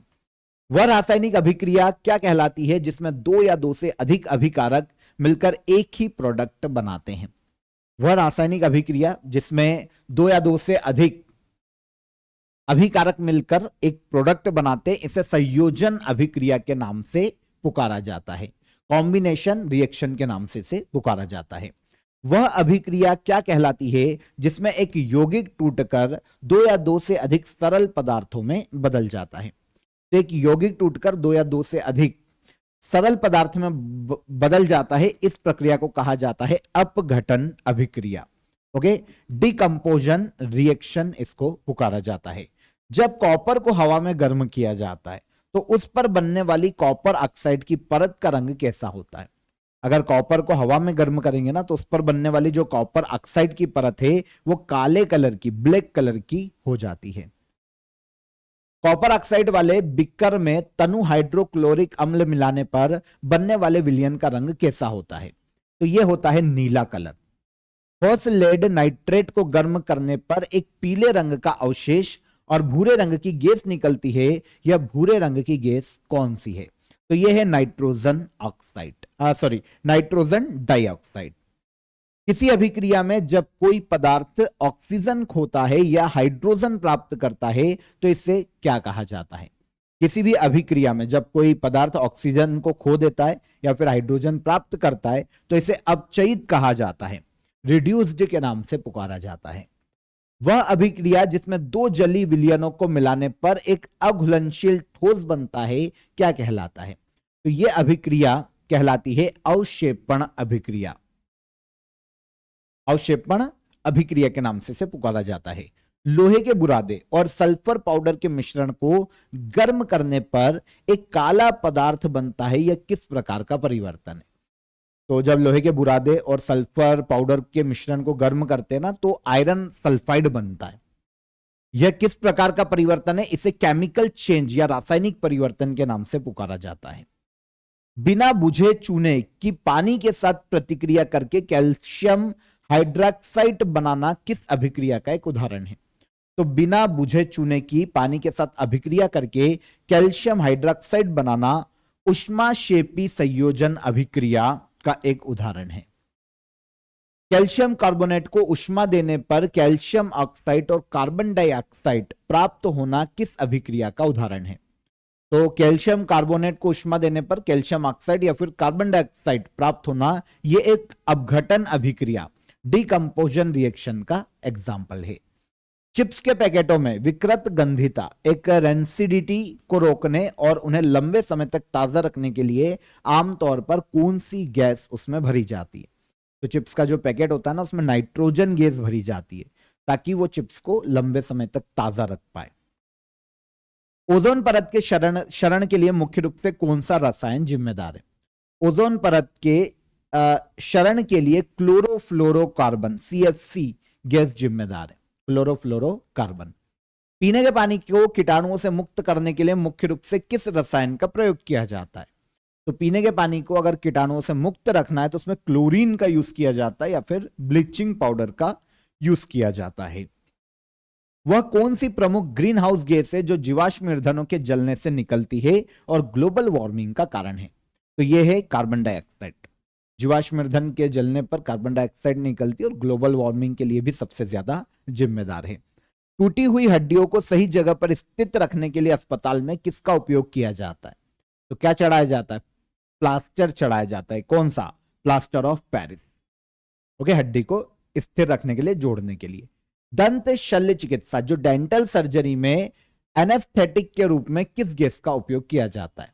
जो डेंटल सर्जरी की जाती है ना, कभी रूट कैनाल वगैरह आप कराओगे तो भगवान नहीं करे कराना पड़े, ठीक है, पर कभी ऐसा होता है ना, तो वहां पर जो एनेस्थेटिक या निश्चेतक के रूप में यूज किया जाता है नाइट्रस ऑक्साइड को। फलों को कृत्रिम रूप से पकाने के लिए आमतौर पर किस गैस का उपयोग करते हैं?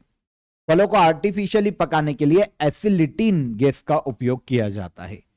कठोर प्लास्टिक बनाने में कौन सा हानिकारक रासायनिक यौगिक मौजूद होता है? तो कठोर प्लास्टिक बनाने में बिस्फेनॉल नाम का एक रासायनिक यौगिक मौजूद होता है जो कि हानिकारक है। खाद्य पदार्थों में एक रासायनिक खतरे के रूप में किसे माना जाता है? कीटनाशक अवशेष, पेस्टिसाइड जो अवशेष हैं या कीटनाशक जो अवशेष हैं वो रासायनिक खतरे के रूप में देखे जाते हैं जो खाद्य पदार्थ होते हैं उसमें। बायोगैस और सीएनजी का प्रमुख घटक कौन सी गैस है? बायोगैस और सीएनजी इनका प्रमुख घटक है मीथेन। ओके, मेन कंपोनेंट है, प्रमुख घटक है मीथेन। सॉस, अचार, पेय पदार्थों में खाद्य परीक्षक के रूप में सबसे अधिक किस रसायन का उपयोग किया जाता है? तो सॉस में, अचार में या पेय पदार्थों में फूड प्रिजर्वेटिव के रूप में यूज किया जाता है सोडियम बेंजोएट को। किसको यूज किया जाता है? सोडियम बेंजोएट को। लहसुन में विशेष तीव्र गंध किस तत्व की उपस्थिति के कारण होती है? लहसुन में जो एक विशेष तीव्र गंध होती है यह सल्फर के कारण देखने को मिलती है। ठीक है, इसके बाद कैंसर के उपचार में किस तत्व के समस्थानिक का उपयोग किया जाता है? कैंसर थेरेपी में कोबाल्ट 60 का यूज किया जाता है। पुरानी वस्तुओं और जीवाश्मों की आयु की गणना के लिए कार्बन के किस रूप का उपयोग किया जाता है? तो कार्बन डेटिंग पद्धति या फिर कार्बन 14 का यूज किया जाता है। अगर पुरानी वस्तु या किसी जीवाश्म, पेड़, इनकी अगर आयु की गणना करना है तो कार्बन 14 का यूज किया जाता है। आजकल सड़कों को पक्का करने के लिए कोल तार के स्थान पर किस पेट्रोलियम उत्पाद का उपयोग किया जाता है? तो ये बिटुमेन है। आग बुझाने वाले यंत्रों में बेकिंग सोडा के साथ अभिक्रिया करके कौन सी गैस उत्पन्न होती है जो कि आग बुझाती है? तो ये कार्बन डाइऑक्साइड का यूज किया जाता है। अम्ल वर्षा का निर्माण तब होता है जब वर्षा के जल का पीएच मान कितने से कम होता है? तो जब वर्षा के जल का पीएच मान 5.6 से कम होता है तो फिर ऐसी केस में जो वर्षा होती है वो अम्लीय वर्षा होती है, एसिड रेन होती है। बर्फ के बिना चीजों को ठंडा रखने के लिए इस्तेमाल होने वाली शुष्क बर्फ क्या है? तो शुष्क बर्फ या ड्राई आइस है ठोस कार्बन डाइऑक्साइड। पानी की स्थायी कठोरता को दूर करने के लिए किस रसायन का उपयोग किया जाता है? पानी की परमानेंट हार्डनेस को दूर करने के लिए वॉशिंग सोडे का यूज किया जाता है। वह न्यूनतम ताप जिस पर कोई पदार्थ जलने लगता है क्या कहलाता है? तो उसका ज्वलन ताप कहलाता है ना। तो वह न्यूनतम ताप की बात हो रही है जिस पर कोई पदार्थ जलने लगता है तो उसका ज्वलन ताप कहलाता है। प्राकृतिक खाद्य परिरक्षकों के रूप में सामान्यतः किसका उपयोग किया जाता है? नेचुरल फूड प्रिजर्वेटिव के रूप में नॉर्मली जिनका यूज किया जाता है लहसुन, नींबू, शर्करा, सिरका, इनका यूज किया जाता है। साबुन के अणु का वह भाग जो पानी के साथ क्रिया करता है वह कहलाता है। साबुन के अणु का वह भाग जो कि पानी के साथ क्रिया करता है हाइड्रोफिलिक सीरा के नाम से उसे पुकारा जाता है। दूध किस प्रकार के कोलाइड का उदाहरण है?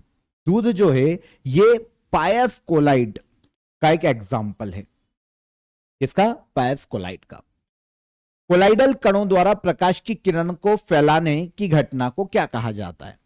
कोलाइडल कणों द्वारा प्रकाश की किरणों को फैलाने की घटना को कहा जाता है टिंडल इफेक्ट या टिंडल प्रभाव। चॉक पाउडर और पानी का मिश्रण किसका उदाहरण है जिसके कणों को नग्न आंखों से देखा जा सकता है? तो चॉक पाउडर और पानी का मिश्रण ये दोनों एग्जाम्पल हैं निलंबन के, सस्पेंशन के। ओके, जिनके कणों को नग्न आंखों से देखा जा सकता है। तापमान में कमी के साथ द्रव्यों में गैस की घुलनशीलता पर क्या प्रभाव पड़ता है? तापमान में कमी के साथ साथ द्रव्यों में गैस की जो घुलनशीलता है वो बढ़ती जाती है। तापमान में जैसे कमी आती जाएगी द्रव्यों में गैस की घुलनशीलता बढ़ती जाती है। किस गैसी नियम के अनुसार स्थिर तापमान पर गैस का दाब उसके आयतन के व्युत क्रमानुपाती होता है? तो किस गैसी नियम के अनुसार? यह होता है बॉयल के नियम के अनुसार, बॉयल्स लॉ के अनुसार स्थिर तापमान पर गैस का दाब उसके आयतन के व्युत क्रमानुपाती होता है। किसी विलायक में घुले हुए विलय की मात्रा को क्या कहा जाता है? किसी सॉल्वेंट में घुला हुआ जो सॉल्यूट है उसकी मात्रा को कहा जाता है विलयन की आर्द्रता। ठीक है, तो विलयन की आर्द्रता के नाम से पुकारा जाता है। द्रव्य में घुले हुए मिश्रण से किसी एक रासायनिक यौगिक को अलग करने के लिए मुख्य रूप से किस तकनीक का उपयोग किया जाता है? तो द्रव्य में घुले हुए मिश्रण से किसी रासायनिक यौगिक को अलग करने के लिए क्रोमेटोग्राफी तकनीक का यूज किया जाता है। तिनेबार किस धातु का प्रमुख अयस्क है? तिनेबार पारे का मुख्य अयस्क है। लोहे और जिंक जैसी मध्यम क्रियाशील धातुओं को उनके ऑक्साइड से प्राप्त करने के लिए आमतौर पर किसका उपयोग करके अपचयन किया जाता है? तो लोहे और जिंक जैसी जो मध्यम प्रतिक्रियाशील धातुएं हैं उनके ऑक्साइड से प्राप्त करने के लिए आमतौर पर जिस रिडक्शन का यूज किया जाता है यह है कार्बन। कौन है? कार्बन। विद्युत अपघटनी परिष्करण में अशुद्ध धातु को क्या कहा जाता है?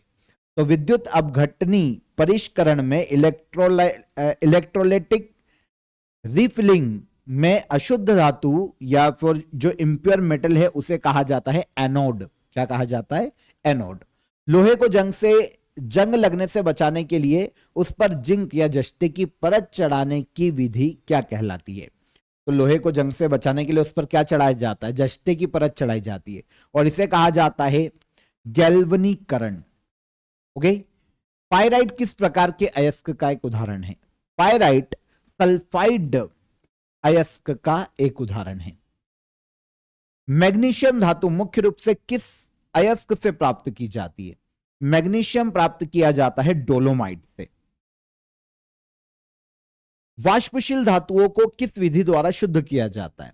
तो वाष्पशील जो धातु है फॉर एग्जांपल जिंक, इनको शुद्ध करने के लिए आसवन विधि का यूज किया जाता है। वह प्रक्रिया क्या है जिसमें ठोस बिना द्रव्य अवस्था से गुजरे सीधे गैस में परिवर्तित हो जाता है? तो वह प्रक्रिया जिसमें ठोस बिना द्रव्य अवस्था से गुजरे ठोस में बदल जाता है यह कहलाता है ऊर्ध्वपातन। सब लिमिटेशन के नाम से इसको पुकारा जाता है, ऊर्ध्वपातन के नाम से। निलंबन के कणों को मिश्रण से किस भौतिक प्रक्रिया द्वारा अलग किया जाता है? तो सस्पेंशन के कणों को या निलंबन के कणों को मिश्रण से अलग करने के लिए निस्पंदन फिल्ट्रेशन विधि का यूज किया जाता है या प्रक्रिया का यूज किया जाता है। द्रव्य में घुले हुए ठोस कणों को जो भारी होते हैं और नीचे बैठ जाते हैं उन्हें अलग करने के लिए किस प्रक्रिया का उपयोग किया जाता है? तो अवसादन प्रक्रिया का उपयोग किया जाता है। कौन सी धातु अपनी कम प्रतिक्रियाशीलता के कारण प्रकृति में मुक्त अवस्था में पाई जाती है? तो सोना, चांदी, प्लेटिनम ये ऐसी है जो कि प्रकृति में नेचर में मुक्त अवस्था में पाई जाती है। कमरे के तापमान पर तरल अवस्था में पाई जाने वाली अधातु कौन सी है? तो ये नॉन मेटल जो कि कमरे के रूम टेम्परेचर पर तरल अवस्था में पाई जाती है इसे कहा जाता है ब्रोमीन। क्या कहा जाता है? ब्रोमीन। किसी वस्तु पर धनात्मक आवेश होने पर आवेश होने का अर्थ होता है। किसी वस्तु पर धनात्मक आवेश होने का अर्थ होता है इसमें इलेक्ट्रॉन की तुलना में प्रोटॉन अधिक मात्रा में है या प्रोटॉन अधिक होते हैं। किसी परमाणु की द्रव्यमान संख्या किसके योग के बराबर होती है? किसी परमाणु का जो मास नंबर है वो न्यूट्रॉन और प्रोटॉन की संख्या का योग होता है। ठीक है। सोडियम का परमाणु द्रव्यमान कितना होता है? सोडियम का परमाणु द्रव्यमान होता है, एटॉमिक मास होता है 23U। परमाणु के पहले इलेक्ट्रॉन कोश में अधिकतम कितने इलेक्ट्रॉन हो सकते हैं? परमाणु के पहले इलेक्ट्रॉन कोश में अधिकतम 2 इलेक्ट्रॉन हो सकते हैं।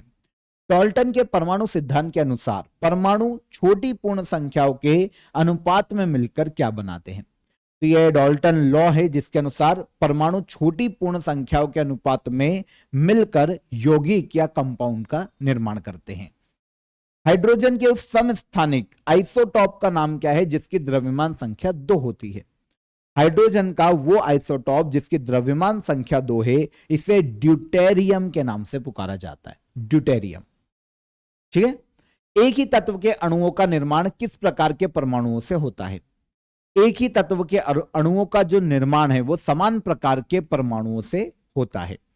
आवर्त सारणी के समूहों में ऊपर से नीचे जाने पर परमाणुओं की आयनीकरण ऊर्जा पर क्या प्रभाव पड़ता है? तो आवर्त सारणी के समूहों में ऊपर से नीचे जाने पर परमाणुओं की जो आयनीकरण ऊर्जा है वो घटती जाती है।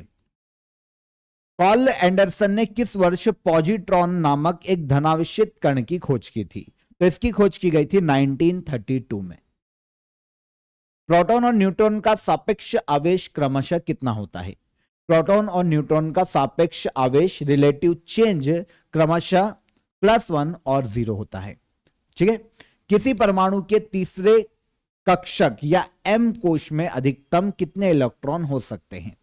किसी परमाणु के तीसरे कक्षक या m कोश में अधिकतम 18 इलेक्ट्रॉन हो सकते हैं। रदरफोर्ड के परमाणु मॉडल के अनुसार परमाणु के आकार की तुलना में नाभिक का आकार कैसा होता है? तो यह होता है बहुत छोटा, तो बहुत छोटा होता है। कार्बन का कौन सा रेडियोधर्मी समस्थानिक आइसोटॉप कागज और चर्मपत्र जैसे कार्बनिक पदार्थों की आयु का अनुमान लगाने के लिए उपयोग किया जाता है? तो यह अभी मैंने आपको बताया था, कार्बन का वो आइसोटॉप जो कि कागज और चर्मपत्र जैसे कार्बनिक पदार्थों की आयु का अनुमान लगाने के लिए उपयोग किया जाता है, यह है कार्बन 14। आइसोटॉप की मुख्य विशेषता क्या होती है? समस्थानिकों की मुख्य विशेषता होती है समान परमाणु संख्या होगी और भिन्न द्रव्यमान संख्या होगी। किसी तत्व की परमाणु संख्या किसके बराबर होती है? किसी तत्व का एटॉमिक नंबर नाभिक में मौजूद प्रोटॉनों की कुल संख्या के बराबर होता है। ठीक है। इसके बाद बोरॉन की वैलेंसी कितनी होती है, संयोजकता कितनी होती है?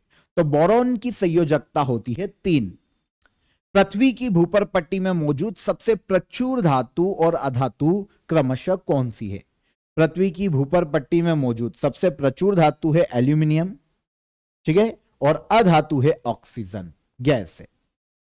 परमाणु, लास्ट क्वेश्चन है हमारा, परमाणु क्रमांक 35 वाला कौन सा रासायनिक तत्व तीक्ष्ण गंध वाला गहरा लाल भूरा तरल होता है? तो यह होता है ब्रोमीन।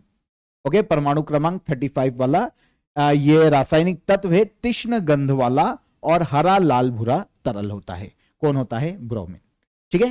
तो यहां पर हमने आरआरबी ग्रुप डी के लिए स्पेशली 300+ साइंस के तीनों जो हमारे पास साइंस है, फिजिक्स, केमिस्ट्री और बायोलॉजी, तीनों के क्वेश्चन यहां पर हमने इंक्लूड किए। सारे जो क्वेश्चन थे साइंस के जो कि एग्जाम में पूछे जा सकते हैं, जिनके आने की प्रोबेबिलिटी सबसे ज्यादा है, उनको हमने यहां पर डिस्कस किया है। आई होप आपको सेशन पसंद आया होगा। पीडीएफ की लिंक मैंने आपको डिस्क्रिप्शन में दे दी है, वहां से आप इसकी पीडीएफ ले लीजिएगा, फ्री ऑफ कॉस्ट है। इसके अलावा आरआरबी ग्रुप डी 2026 के लिए जीएस और साइंस के पैकेज को आप ज्वाइन कीजिए, इसकी भी लिंक मैंने आपको डिस्क्रिप्शन में दे दी है। आई होप सेशन पसंद आया होगा। वीडियो को लाइक और शेयर करके जाइएगा। चैनल पर पहली बार आए हो तो चैनल को सब्सक्राइब कर लो। हम फिर मुलाकात करेंगे किसी और सेशन में नए टॉपिक के साथ। तब तक अपना ख्याल रखिएगा। जय हिंद, जय भारत।